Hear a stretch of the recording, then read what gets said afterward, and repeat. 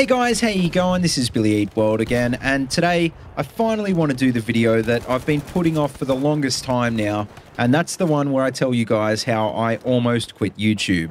And I'm sure some of you guys probably thought that I did, although I never did actually officially announce it, and I think that's because I hadn't really made the final decision myself. But if you do take a look back at my past videos, you will see that my video schedule did start dropping off in something like late 2016, and I actually only made one video in the entirety of 2017. So the question is, what the hell happened, and why is it that I'm back now? Well, that's what we're going to get into in this video. So, I mean, really, the simple answer is just that I burnt out, which isn't uncommon for a lot of content creators.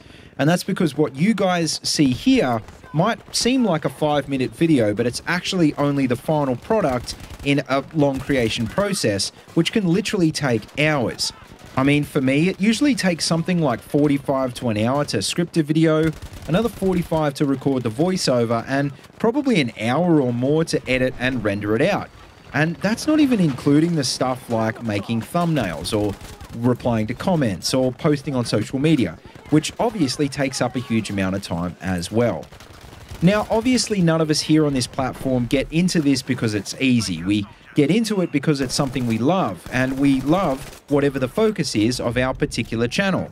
And for me, as you guys probably know, that was mostly Battlefield 4, and to a lesser extent Battlefield Hardline as well, which kept me going for quite a long time. And, well, I think you probably already know what I'm about to say here, because it's something that caused a lot of other creators in our community to quit YouTube as well, which is that Battlefield 1 wasn't necessarily a bad game, it just didn't lend itself to the kind of content that I made, and I just couldn't handle the stress of trying to force it to work. Now, obviously, part of the issue here was that as a creator, I just didn't diversify enough, and so when Battlefield 1 just wasn't working for me, I didn't really have a backup option. And believe me, that really hurt, because I knew that I'd lost something which at the time was my most important creative outlet. But at the end of the day, and here's a huge bit of advice for new creators, it just wasn't worth the time, stress, and effort to do something I wasn't passionate about. And so I took a year off, which sucked, but on the plus side, I did get to finish a lot of games that were on my backlog, which I hadn't had time to play before when I was making videos. So fast forward to the start of 2018, and completely out of the blue, I saw I had a missed call from the USA, and that someone had left a message on my voicemail. And there I was thinking it was some kind of prank call, but actually it turned out to be Dan Mitri, who, if you live under a rock, is actually the global community manager for Battlefield. And without going too much into detail, because I kind of can't, EA brought me into the fold and woke me up by showing me what we now know today as Battlefield 5. And since then, this year has been literally crazy. I've caught something like 30 planes, and I've got to go play Battlefield at events in Europe like 4 times, as well as in the USA, Japan, and obviously Australia. But here's the thing, I've got to admit, the day that I saw the new game, I was skeptical. I was skeptical before, and I was still skeptical after, because in all honesty, I just didn't think they'd be able to pull it off. I mean, I was a huge fan of 1942, and how do you top that, right?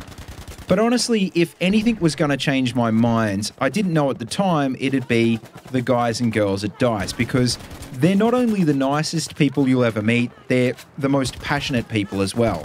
And what struck me was how much they actually care about what we the fans want, because they're all massive fans as well. And so, in a nutshell, Battlefield 5 is why I'm here again, and it's why I've made more videos this month than I've ever made in the entire life of my channel. Which I've got to admit has been ridiculously hard, because I don't do this full time. I'm actually a music teacher when I'm not doing this, and this is basically entirely done in my free time. And also, oh my god, the YouTube algorithm, what the hell is going on with that these days?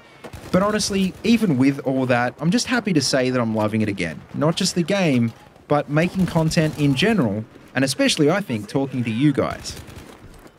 So anyway, I mean, that's basically all there is to it, and normally this is the part of the video where I'd wrap things up and tell you to do all the regular things like I normally do.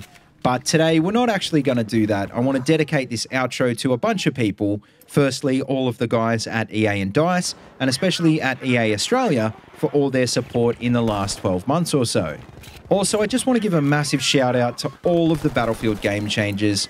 And I mean, I don't need to tell you guys how awesome you are. I'm just proud to call you guys friends. And finally, obviously, the biggest shout out goes to you guys watching at home because, and I'm sure you've heard this a million times before, I really, really couldn't do any of this without you.